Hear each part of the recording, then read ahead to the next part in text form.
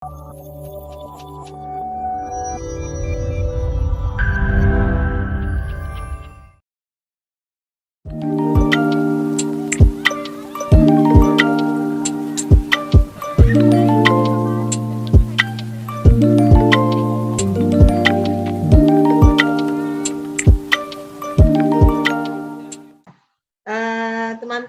hari ini adalah hari pertama di bulan Desember.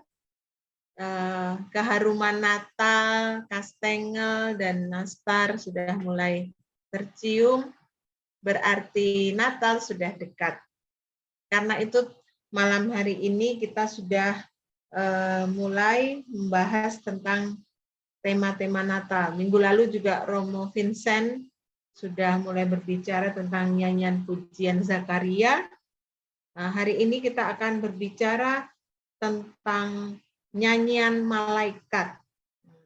Mungkin kalau kita biasa lagu-lagu Natal yang lagu malaikat itu kita bahasakan dengan bahasa manusia itu yang Gloria, gitu ya, in excelsis Deo. Apakah benar dulu seperti itu bahasanya? Itu juga kita tidak tahu, tapi kita percaya bahwa di situ malaikat mau menyatakan tentang kebesaran Allah yang dirasakan langsung oleh orang yang menerima kabar dari para malaikat. Nah, mari kita berdoa sebentar untuk memohon pimpinan Tuhan bagi kita. Ya Bapa, kami memohon rahmat pengertian dari Tuhan agar firman yang sebentar lagi kami dengarkan bersama-sama boleh tumbuh di dalam hati kami masing-masing. Tuhan meneguhkan kami di bagian mana kami saat ini sedang lemah, membutuhkan kabar baik atas segala pergumulan dan perjuangan yang sedang kami alami dan rasakan. Biarlah hadirat Tuhan nyata bagi kami pribadi lepas pribadi, bahwa kami layak untuk bersuka cita dan bersorak-sorai, karena Engkau sungguh baik, dan Engkau akan selalu baik dalam hidup kami. Di dalam nama Yesus kami berdoa. Amin. Kita akan membaca firman Tuhan dari Injil Lukas, pasal 2, ayat 12 sampai 14. Demikian firman Tuhan. Dan inilah tandanya bagimu. Kamu akan menjumpai seorang bayi dibungkus dengan lampin dan terbaring di dalam palungan. Dan tiba-tiba tampaklah bersama-sama dengan malaikat itu sejumlah besar bala tentara sorga yang memuji Allah. Katanya, kemuliaan bagi Allah di tempat yang maha tinggi, dan damai sejahtera di bumi di antara manusia yang berkenan kepadanya. Demikian firman Tuhan.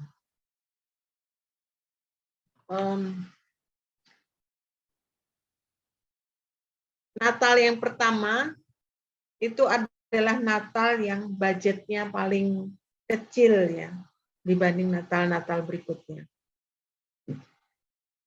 Kami baru menerima proposal panitia Natal Oikumene Provinsi Jambi 2022. Disebutkan angkanya itu ada 306 juta untuk dihabiskan satu malam untuk perayaan Natal. Bisa bangun satu gereja ya. Nah, tapi ini diajukan proposal sebesar itu untuk memberi makan 4.000 orang yang digadang-gadang bakal hadir. Tapi pada Natal yang pertama tidak dibutuhkan biaya sebesar itu. Mungkin kalau latihan kurnya malaikat itu dirupiahkan, kan malaikatnya harus makan selama latihan, terus sound system, kabel dan semuanya, mungkin kok itu dirupiahkan ya banyak juga ya. terus pembicaranya malaikat itu dibayar berapa, transportnya, itu besar juga. Tapi peristiwa Natal memang akan tenggelam dalam keheningan malam di kota kecil Bethlehem seandainya malaikat Tuhan tidak datang untuk menyampaikan kabar sukacita itu. Tidak pakai toa, tapi telah dikumandangkan oleh malaikat berita bahwa Kristus Tuhan sudah lahir di kota Daud. Jadi Allah memilih kota yang kecil dan terpencil, yaitu kota Bethlehem, untuk tempat kelahiran putranya. Sebenarnya berita kelahiran Juru Selamat itu seharusnya menjadi sukacita nasional bangsa Israel. Karena itu kan kegenapan perjanjian lama. Hal-hal yang terjadi di dalam perjanjian lama, nubuat para nabi, peristiwa-peristiwa kenaikan dan kejatuhan para raja, dan hal-hal yang terjadi di perjanjian lama itu, dan semua kesusahan dan janji-janji yang diberikan berkaitan dengan kesusahan itu adalah tentang datangnya Juru Selamat. Dan ketika janji itu digenapi, itu kan seharusnya jadi kegembiraan seluruh bangsa Israel kan. Nah, kalau seandainya itu diwartakan di tempat yang tepat, maka itu akan jadi kegembiraan bagi seluruh masyarakat Israel, bukan cuma di lingkup Bethlehem kecil. Selalu menjadi pertanyaan, mengapa Allah memilih tempat yang demikian terpencil, dan kenapa tidak langsung diwartakan sehingga semua orang langsung dengar. Malaikatnya berbicara langsung, banyak audiens yang langsung menjadi saksi pertama bahwa betul-betul sudah lahir Juru Selamat. Sehingga ketuhanan Kristus, ketuhanan Yesus tidak perlu diragukan lagi. Mengapa Allah harus memilih jalan yang berliku? Harus lewat tempat-tempat yang sepi dan saksi yang tidak meyakinkan. Bayangkan kalau saksi yang menjadi saksi di pengadilan adalah seorang yang mentereng, itu lebih dihargai oleh orang banyak, oleh juri yang akan membuat keputusan, oleh hakim, oleh jaksa, lawan, itu akan lebih tergerak hatinya dan cenderung berpihak ketika saksinya itu orang yang punya kedudukan. Tapi Allah memilih saksi-saksi dari orang-orang yang dipandang rendah pada masanya, yaitu gembala, dan itu pun banyakan gembala upahan, bukan menggembalakan miliknya sendiri. Dia hanya diperintahkan untuk menjaga. Itu yang sudah Allah tetapkan. Sehingga berita sukacita yang seharusnya dari situ pekerjaan pewartaan tentang kelahiran Juru Selamat itu menjadi lebih mudah, malah justru dibuat jadi lebih rumit.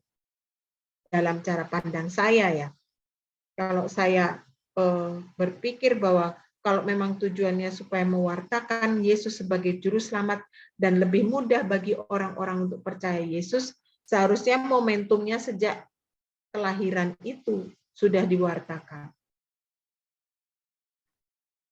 Jadi ketika kita akhirnya melihat bahwa pilihan Allah tidak seperti itu, maka yang kita jadikan sebagai catatan pertama adalah bahwa jalan Allah itu memang berbeda.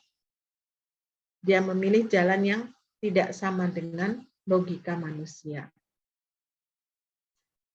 Nah, jadi ketika malam itu malaikat bernyanyi di tempat yang sepi, ini juga kan ngapain gitu, nyanyinya di tempat yang sepi dan di padang yang terbuka luas sehingga yang mendengar hanya para gembala yang masih terjaga malam itu. Nyanyian malaikat merupakan tanda bahwa kemuliaan Allah menaungi isi dunia. Kalau waktu itu malaikat tidak mengumandangkan nyanyian kebesaran tentang kehadiran Allah dalam wujud bayi Yesus itu, maka makna Natal atau peristiwa, bukan maknanya, tapi peristiwa Natal itu jadi seperti senyap, tidak ada apa-apanya, tidak ada tanda apa-apa. Bukankah itu juga seperti apa yang terjadi dalam kehidupan kita saat ini? Dunia kita saat ini tuh seperti padang rumput dengan para gembala dan domba-dombanya di malam hari. Tenang, hening, hanyut, hampir tidak ada kehidupan, sibuk dengan pergumulan dan pergulatannya masing-masing. Tapi ketika terang ilahi bersinar melingkupi semuanya, tidak hanya para gembala yang tersentak dari lamunannya, mungkin terkantuk-kantuk sambil menjaga dombanya. Dunia pun ikut menggeliat terbangun oleh berita sukacita yang datangnya dari tempat Maha Tinggi. Maka itu yang kemudian menjadi titik bagi kita untuk melihat, memaknai nyanyian malaikat pada malam kelahiran Yesus. Di tempat di mana orang-orang tidak banyak menjadi saksi kelahirannya. Tidak banyak orang menyaksikan malaikat memuji-muji Tuhan dengan kornya yang luar biasa. Tuhan sudah memilih sekelompok kecil manusia yang dipandang biasa-biasa saja untuk menyatakan kepada dunia tentang kemuliaan Allah. Dunia yang sepi itu kemudian mulai diganggu-ganggu. Apa iya benar sudah lahir juru selamat? Lalu kemudian baru ketika orang satu persatu percaya, maka makna kelahiran juru selamat itu mulai dirasakan. Maka kita mulai berpikir demikian. Dalam perjalanan iman kita sebagai seorang yang percaya Yesus Kristus, kita juga tahu bahwa dalam hidup kita masing-masing, kita juga menemui tantangan demi tantangan untuk menyatakan dan mewartakan bahwa Yesus Kristus adalah Allah yang benar yang harus kita sembah. Dan yang sebaiknya juga disembah oleh saudara-saudara kita yang lain. Tapi kita tahu bahwa kenyataannya tidak demikian. Betapa menantang hidup kita sebagai orang Kristen untuk mewartakan ini kepada sekitar kita, bahkan mungkin keluarga kita. Ada yang belum percaya kepada Yesus, atau kalaupun labelnya sudah Kristen, tapi belum hidup di dalam iman yang sungguh kepada Kristus. Kita tinggal di dalam kesepian itu. Kalau pakai logika saya tadi, kenapa Allah tidak mewartakan di tempat yang besar sehingga mau tidak mau orang percaya karena menyaksikan sebagai saksi pertama tentang pewartaan besar yang dinyatakan oleh malaikat itu. Tapi justru memakai orang-orang yang biasa dan dengan cara-cara yang sederhana. Maka itu pun berlaku juga bagi kita. Hidup kita masing-masing mungkin tidak terlalu hebat untuk bisa menjadi warta bagi dunia. Kita tidak terlalu mengkilat bagi dunia ini untuk menarik, untuk bisa menjadi saksi yang nyata bahwa Kristus sungguh ada dan layak disembah. Hidup kita sendiri pun masing-masing penuh dengan pergulatan dan perjuangan yang tidak membuat kita menjadi sangat mempesona bagi dunia ini, sehingga orang-orang ingin berbondong-bondong mengikuti apa yang kita sembah. Bahkan hidup kita pun seringkali mungkin kualitasnya dalam pandangan dunia tidak sangat menarik, sehingga orang tidak melihat apa keuntungannya mengikuti cara hidup kita. Tapi kitalah yang dipilih oleh Allah untuk menjadi saksinya, untuk mewartakan bahwa sungguh Yesus sudah hadir, dan saat ini Dia masih memberi kesempatan kepada kita yang hidup untuk mengikut Dia, Karena pada kedatangannya yang kedua yang sedang kita nanti-nantikan itu, kesempatan itu tidak ada lagi. Kalau Yesus sudah datang yang kedua kalinya, tidak lagi ada kesempatan pertobatan. Karena dia akan datang sebagai hakim. Dia akan mengadili yang hidup dan yang mati. Dia akan memisahkan yang percaya dan yang menolak dia sebagai juru selamat. Maka ketika kita bercermin, apalah saya ini Tuhan? Hidup saya ini berharga apa di hadapan saudara-saudara saya di dunia, sehingga Engkau memilih saya dengan segala pergumulan dan perjuangan saya untuk mewartakan kabar yang besar ini. Apakah mereka akan percaya? Karena buktinya justru banyak orang yang mencela Yesus yang kita wartakan dengan hidup kita. Bahkan kita pun juga menyaksikan bahwa saudara kita yang semula adalah bagian dari orang yang percaya kepada Kristus, sekarang sudah meninggalkan Tuhan Yesus. Dan dengan bangga mewartakan hal itu kepada dunia. Tapi kita, apakah kita akan tetap setia dalam panggilan kita? Kita yang mungkin sama sederhananya dengan para gembala, yang menjadi saksi warta itu sampai dalam hidup kita. Memang kita tidak mendengarnya secara langsung dari kor malaikat yang indah itu. Kita mendengarnya dari tangan yang kesekian. Kita membacanya dari kesaksian para penulis Injil. Kita membaca dari apa yang Rasul Paulus nyatakan. Dan itu pun sudah diterjemahkan, dan sebagainya.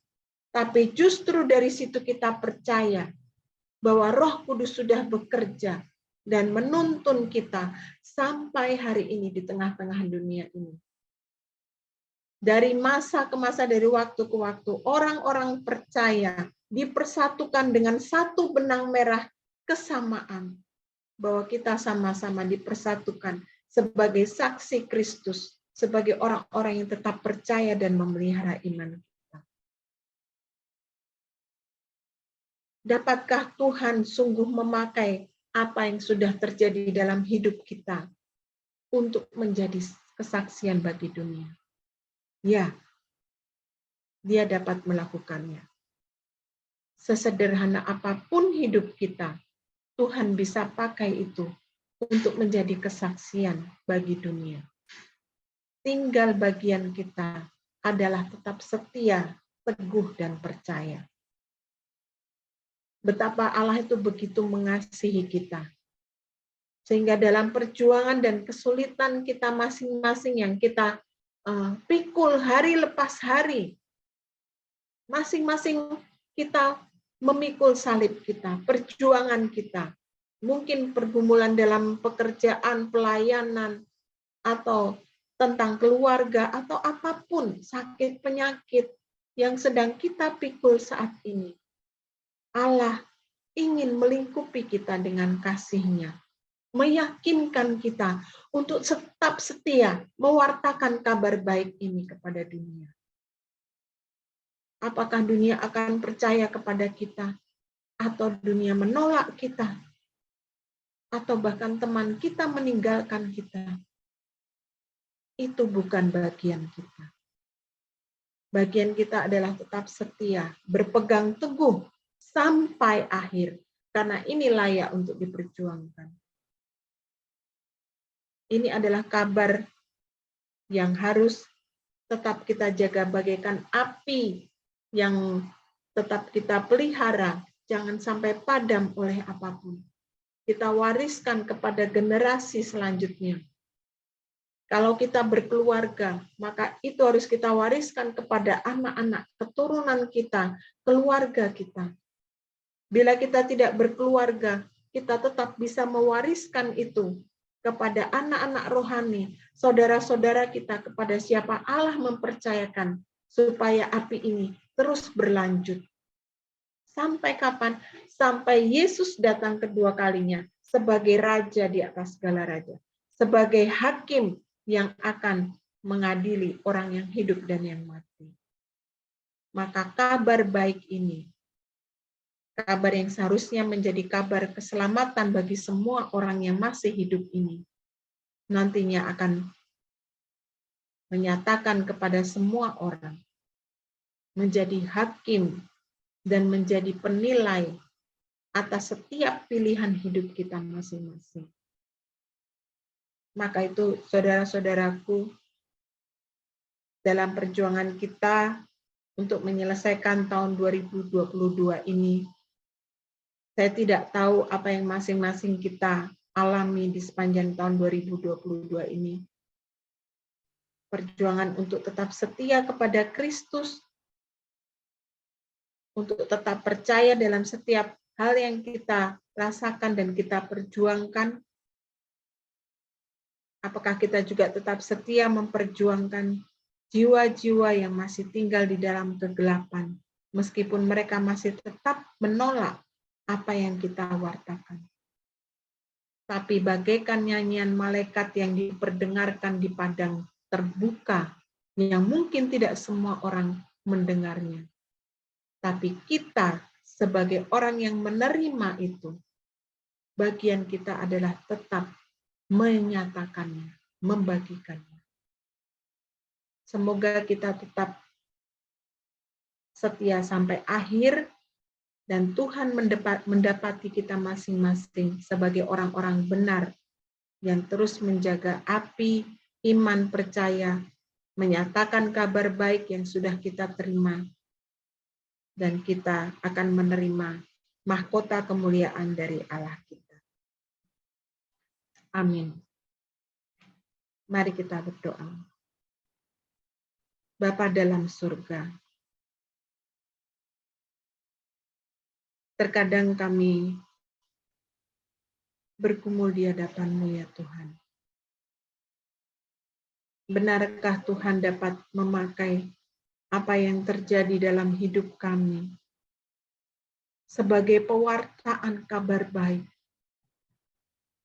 bahwa Engkau adalah Tuhan Juru Selamat yang hidup, yang layak untuk diikuti dan disembah oleh semua umat manusia. Kami sendiri sebagai manusia seringkali meragukan hal itu. Karena kami tahu betapa carut-marutnya hidup kami, Tuhan. Tidak pantas kami mengemban tugas sebesar ini. Tapi karena Engkau yang sudah memanggil kami untuk menjadi pewarta ini, Tuhan. Kiranya Engkau mengaruniakan kepada kami kekuatan dan kesetiaan untuk tetap melakukan panggilan Engkau. Sampai pada akhirnya. Dan biarlah kami setia menantikan mahkota kehidupan yang Engkau janjikan. Sehingga apapun yang kami alami dan gumulkan sampai pada saat ini, kami akan tetap setia untuk menjadi pewarta kabar baik, nyanyian kemenangan yang seharusnya menjadi milik semua orang.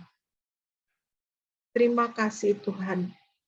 Siapakah kami ini Tuhan sehingga kami boleh menjadi penyembah Allah yang benar, Allah yang hidup.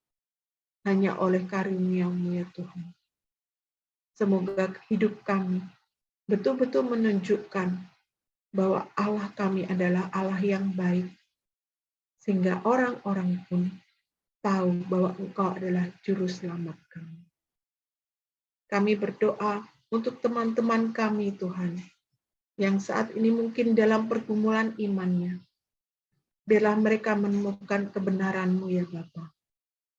Kabar baik itu tetap ada.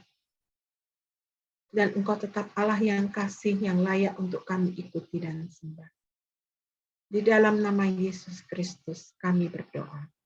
Amin.